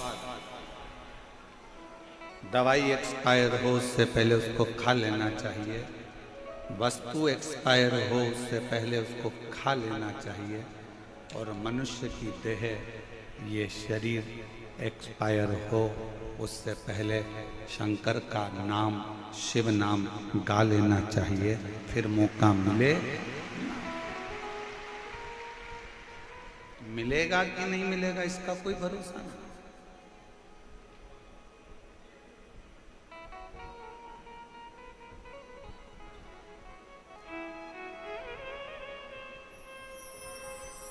ये शिव की उदारता से, ये शंकर की करुणा से प्राप्त होगा। ईसर गोरा शिव महापुराण की कथा कहती है कि भगवान से रोज प्रतिदिन प्रार्थना करा कि दवा और दुख, ये दो मेरी जिंदगी से कम कर देना, मेरे जीवन से ये दो चीजें कम कर देना। क्या क्या? दवा और दुख।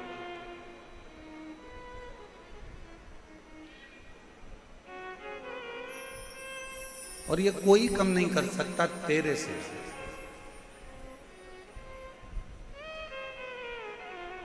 तेरी कृपा होगी तो दवा भी कम होगी, और तेरी कृपा होगी तो दुख भी कम होगी। दूसरे के पास गए तो उसने थोड़ी दवाई कम कर दी, फिर एक और के पास गए तो उसने भी थोड़ी दवाई कम कर दी।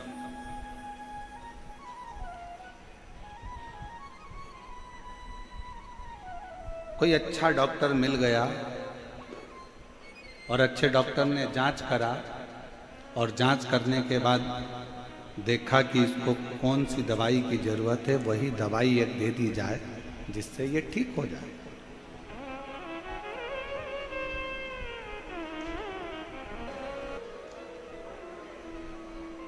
एक डॉक्टर के पास गए तो वहां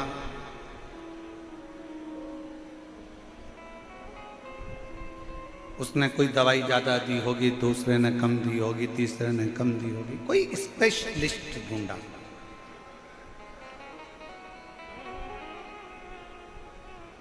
जिसने दवाई की मात्रा और कम कर दी और एक गोली से काम चल गया और बस वही गोली लेते रहना, आराम बना रहेगा, ये डॉक्टर ने कह दिया।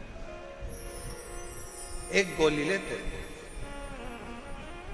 वेद व्यास जी महाराज ने भी अपनी 18 पुराण की रचना करी और 18 पुराण में से एक पुराण शिव महापुराण को ऐसा बना दिया कि ये वो टेबलेट है, ये वो गोली है कि इस शिव महापुराण को सुनते रहना तो जिंदगी के सारे दुख अपने आप कटते चले, अपने आप कटते। ये वो टेबलेट है। 18 पुराण में से केवल एक शिव महापुराण ऐसी है जिसमें सारे उपाय, बेलपत्र कैसे चढ़ाना, दूध कैसे चढ़ाना, काली मिर्च कैसे चढ़ाना, दुर्वा कैसे चढ़ाना, अरहर दाल की पत्ती कैसे चढ़ाना, कैसे तुलसा चढ़ाना, कैसे बेलपत्र चढ़ाना, कैसे जल चढ़ाना, कैसे धतूरा चढ़ाना, कैसे दही चढ़ाना, ये शिव महापुराण में वर्णन किया। और पूछा गया ऐसा नहीं कि प्रश्न नहीं करे। शिव महापुराण के 24,000 श्लोकों में 12 संहिताओं में जो वर्णन किया गया उसमें कई प्रश्न सामने आकर खड़े होते हैं। आज के जमाने के जैसी शंका नहीं है, पूर्व की शंका।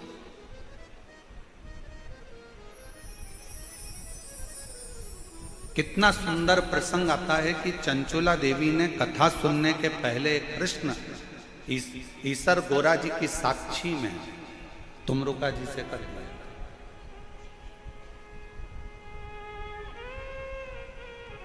और ईसर गोरा जी की साक्षी में चंचुला देवी ने प्रश्न किया था कि एक संसार की जन्म लेने वाली एक नारी, संसार में जन्म लेने वाली एक स्त्री, संसार में जन्म लेने वाली एक कन्या, संसार में जन्म लेने वाली एक लड़की के जीवन का सबसे बड़ा धन कौन सा? और दुनिया के लोगों ने शिव महापुराण को अच्छे से अध्ययन नहीं करा तो उन्होंने बहुत कुछ छुपाया। कई लोगों ने तो शिव पुराण को जाना भी नहीं सही से, और उस पुराण पर आप सब आश्चर्य करेंगे कि गुरुजी ऐसी बात करते हैं कि दुनिया का सबसे बड़ा धन एक लड़की के लिए, एक स्त्री के लिए। तुमरुका जी ईसर और गोरा जी की साक्षी में कहते हैं दुनिया का सबसे बड़ा धन एक लड़की के लिए, एक स्त्री के लिए शिक्षा है, और उससे अच्छा धन दुनिया में कोई नहीं। शिक्षा से बड़ा कौन सा धन होगा?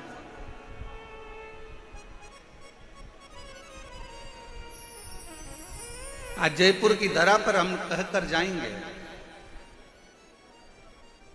आप बेटों को जितना पढ़ाओ ना उससे दुगना अपनी बेटी को पढ़ाना। इस पवित्र भूमि से हम कहकर जाएंगे तुम बेटों को जितना अध्ययन कराओ उससे दुगना बेटी को पढ़ाना। और याद रखना, बेटी की शादी जब करो ना तो कन्यादान देने की जरूरत ना पड़े, बेटी को शिक्षा का दान ऐसा देकर भेजें। अपनी बेटी में वो शिक्षा देकर भेजना, उसको संस्कार देकर भेजना, उसको अच्छे कॉलेज में, अच्छे स्कूल में अच्छी एजुकेशन उस बेटी को कराना। स्वामी विवेकानंद जी को भी जन्म देने वाली एक स्त्री है, रामकृष्ण परमहंस को भी जन्म देने वाली एक स्त्री है, मीराबाई को भी जन्म देने वाली एक स्त्री है, कर्माबाई को भी जन्म देने वाली एक स्त्री है, महाराणा प्रताप जी को भी जन्म देने वाली एक स्त्री है, छत्रपति वीर शिवाजी को भी जन्म देने वाली एक स्त्री है। अगर नारी उच्च शिक्षा को ग्रहण करती है और कोई अच्छे गुरु के सानिध्य में रहकर जब वो शिक्षा ग्रहण कर लेती है तो जीजाबाई, अहिल्याबाई, झांसी की रानी लक्ष्मीबाई जैसी जन्म लेकर अपने बच्चों को जन्म देती।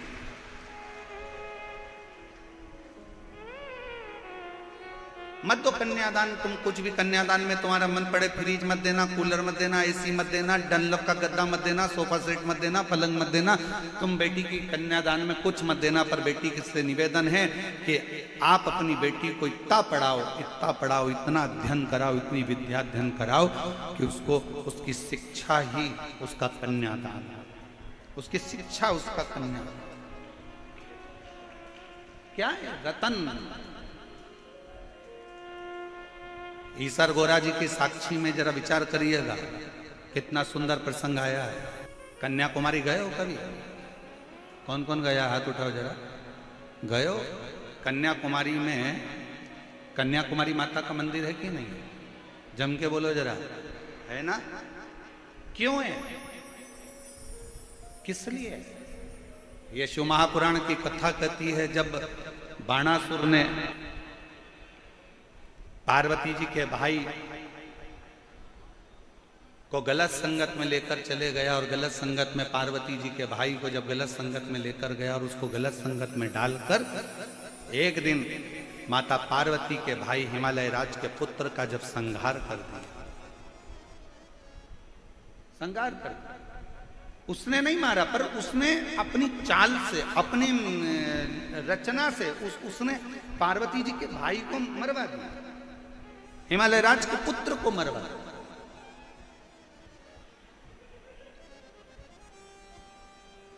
पार्वती जी तो बहुत छोटी थी, बहुत छोटी। पार्वती जी ने 6 वर्ष की अवस्था में अपनी माता मैनावती से पूछा, मां मेरा भाई मारा गया। मां, पिता हिमालय राज, मैं जाकर स्वयं बदला लूंगी। हिमालय राज ने कहा, बदला लेने के लिए केवल पराक्रम की या बहुत वीरता की जरूरत भी नहीं होती, बदला लेने के लिए थोड़ी बुद्धि की भी जरूरत होती है। अभी कई लोग सोशल मीडिया पर डाल रहे हैं कि एक युद्ध हथगोलों से लड़ते हैं, एक युद्ध बंदूकों से लड़ा जाता है, तोपों से लड़ा जाता है, गोलियों से लड़ा जाता है, और एक युद्ध बुद्धि से लड़ा जाता है।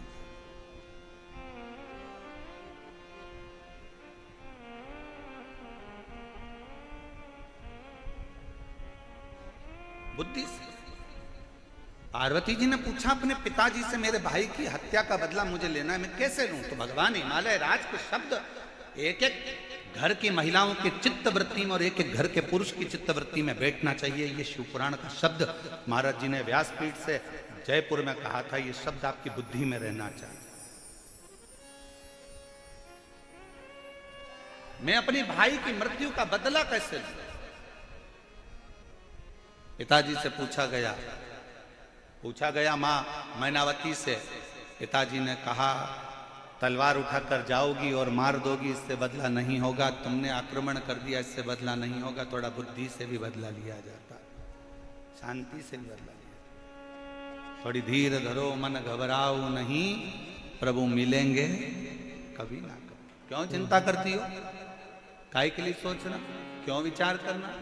आएगा, थोड़ा इंतजार करो।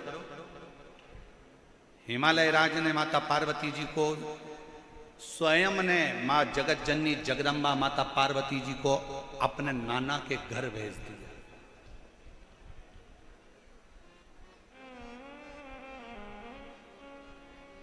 पार्वती जी को अपने नाना के घर भेजा। कौन है पार्वती जी के नाना? मैनावती के पिताजी कौन है? पितृलोक में रहने वाले पितर, क्योंकि पितरों की 3 लड़कियां थी, मैना, धन्या और कला। विद्येश्वर संहिता शिव महापुराण में वर्णन किया गया।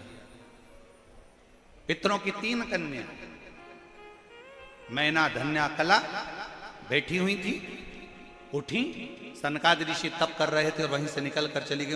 उनका जो लहंगा था उसमें रतन जड़े हुए थे। वो रतन जड़ने के कारण सनत कुमारों की जंघा पर चोट लगी, और जंघा पर जब चोट लगी तो वो जंघा छिला गई। सनत कुमार को क्रोध आ गया और उन्होंने क्रोध में आकर कह दिया कि तुम पितरों की 3 बेटियां हो, पितृलोक में रहती हो, और पितरों के धाम में रहने के बाद भी, जहां इतनी शिक्षा है, जहां इतना अध्ययन है, और वहां रहने के बाद भी तुम मेरा अपमान कर दी।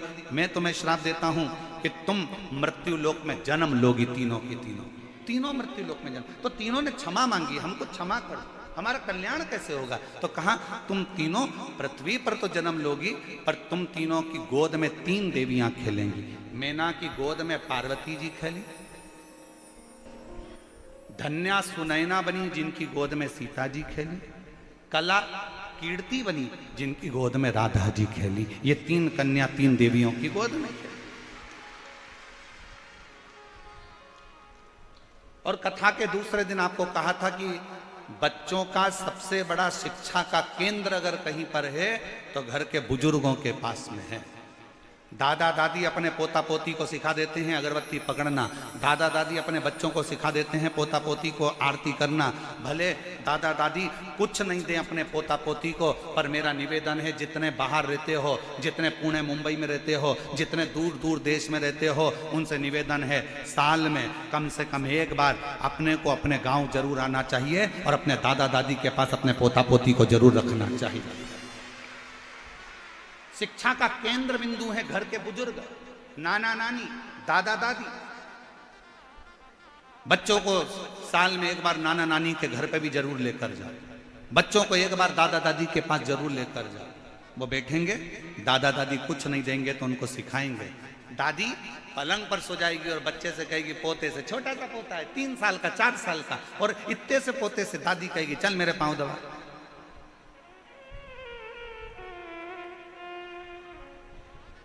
चल मेरे पांव दबा। अब पोता कितना बड़ा है?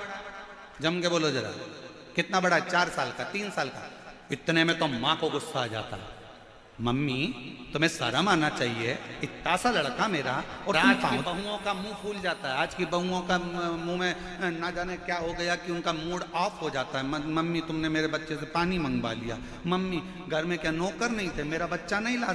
अरे दादा दादी अगर बच्चे को पानी लेना है, रसोई घर में भेज रहे हैं, तुम खुश होना।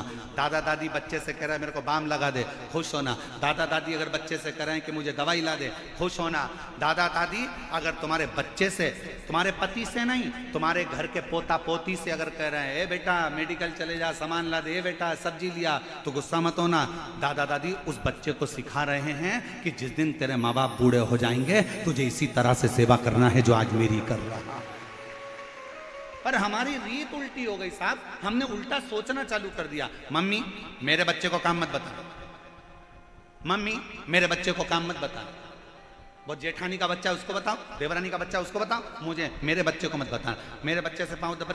छोटे से बच्चे को दादा दादी नाना नानी काम बताएं, तुम प्रसन्न होना, वो समझाएं प्रसन्न होना, क्योंकि नाना नानी और दादा दादी आपके बच्चे को कुछ नहीं देंगे तो अच्छा संस्कार जरूर देकर जाएंगे और वो आपको श्रेष्ठ बनाकर। बुरा मत मानिए। और यहां अगर कोई जीजियों को मेरी बात का बुरा लग रहा हो तो मैं क्षमा चाहूंगा इस बात के लिए। अगर हमारी वाणी से अगर आपको ठेस पहुंच रही हो ना तो क्षमा चाहूंगा, पर निवेदन है दादा दादी के पास, नाना नानी के पास बच्चों को लेकर जाए, लेकर जाए जरूर। उनको जो शिक्षा मिलेगी वो दुनिया में कहीं नहीं मिलेगी। शिव महापुराण की कथा कहती है पार्वती जी को उनके नाना जी के घर शिक्षा ग्रहण करने के लिए भेजा था। अगर तो कोई तुमसे पूछे कि पार्वती जी के गुरु कौन थे तो कह देना उनके नाना नानी। पितरलोक में जो विराजमान थे वो उनके नाना नानी स्वयं गुरु थे पितृलोक में।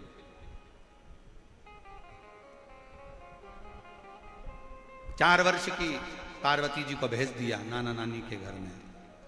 नाना जी की गोद में एक दिन पार्वती जी बैठी थी, पितरों की गोद में बैठी थी, तो नाना जी ने पूछ लिया पार्वती से, गौरा कहते थे पार्वती, हिमालय सुता कहते थे पार्वती, पूछ लिया, हे हिमालय सुता, हे गौरा, आज तुम्हें नाना नानी की कैसे याद आ गई, कैसे आई हो? पार्वती जी कहने लगी, मेरे भैया को मारा गया है छल से, और मुझे आपसे कुछ विद्या ग्रहण करना है। कहा, क्या विद्या चाहिए? चलो मैं तुम्हें लेकर चलता हूं। पितृ लेकर गए और समुद्र का वो पवित्र तट पर बिठाकर जो शिक्षा देना प्रारंभ करा, कुंवारी अवस्था में जो शिक्षा मिली, वहीं पर कन्या कुमारी के रूप में मेरी मां जगत जननी दुर्गा भवानी विराज, शिक्षा की देवी के रूप में बल मिला। आखिरी में भाई का बदला तलवार से नहीं लिया गया, आखिरी में तलवार से बदला नहीं लिया गया, केवल वाणी से बदला ले लिया, वाणी से।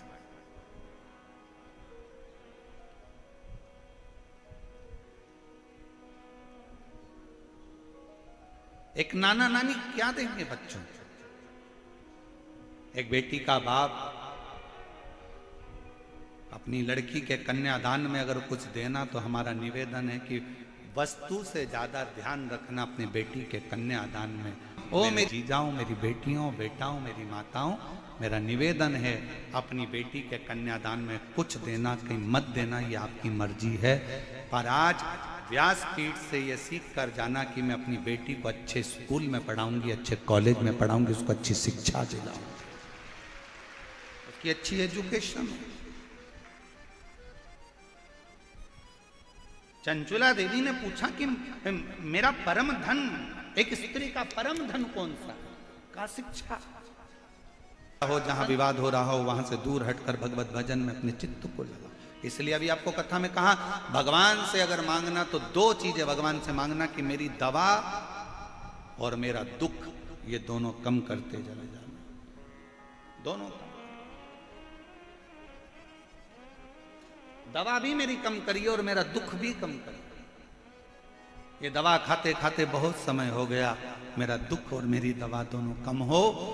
उसी तरह वेद व्यास जी महाराज ने 18 पुराण की रचना करते समय शिव महापुराण को वो दवा का रूप दिया,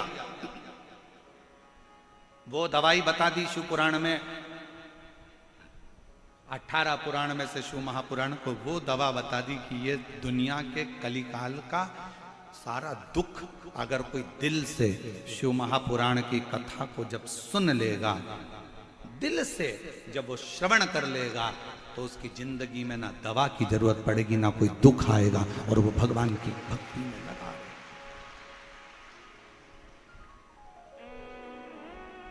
जरूरत। कई लोग प्रश्न खड़ा करते हैं महाराज, बहुत सारे प्रश्न आते हैं,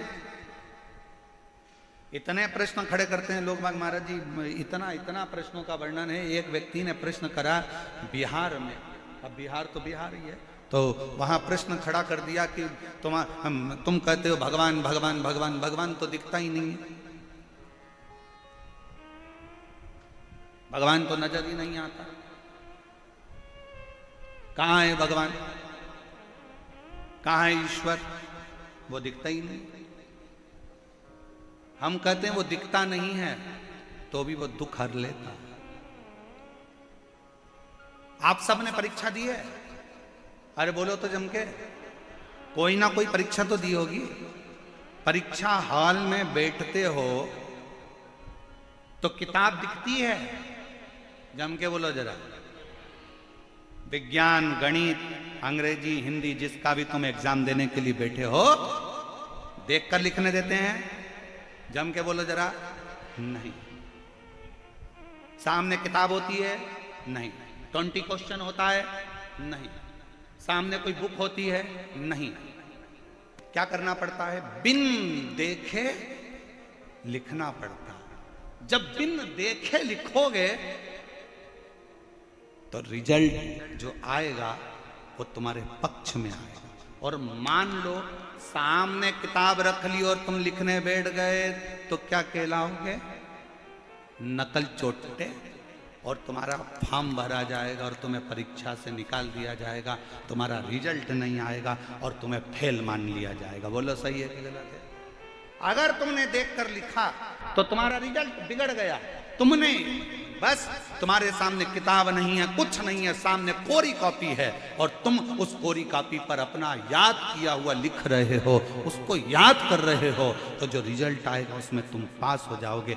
देखकर लिखा तो नकल कहलाएगी, तुम्हें निकाल दिया जाएगा। अगली परीक्षा में बैठना, 1 साल तक तुम परीक्षा नहीं दे पाओगे, तुम फेल हो जाओगे। लोग कहते हैं तुम्हारा भगवान दिखता नहीं है, हम कहते हैं वो दिखेगा तो फेल हो जाओगे, अगर नहीं दिखता तो पास हो जाओगे। वो नहीं दिख रहा है तो पास हो, उसको याद करो। परीक्षा हाल में याद किया जाता है, साइन थीटा से कॉस थीटा पर कैसे जाना है, कैसे क्या करना है, ये ध्यान दिया जाता है।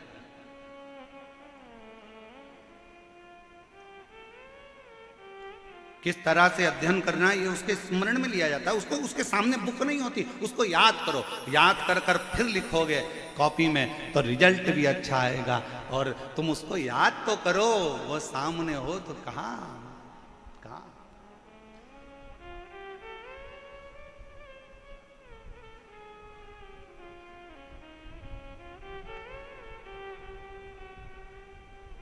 वो कहते हैं ना, बस एक आस उससे बंधी होना चाहिए। एक आस उससे बंधी। सही बताएं ना तो कल आप लोगों की दशा इसी गाने पर फिट थी। बिल्कुल यही गाना तुम्हारे ऊपर फिट हो रहा था। आंखों से आंसू ढल रहे थे महाराज। 3 दिन 4 दिन की कथा और बाबा हो दशा। बोलो कल आप लोगों ने कई जीजियों के आंख में ऐसे आंसू देखे होंगे जिनको कभी रोते नहीं देखा। वो भी कल शिव के लिए रो रहे थे, वो भी कल शिव के, उनके आंख में जल भरा। कितनी वो कहा, कितनी बेचैन हूं मैं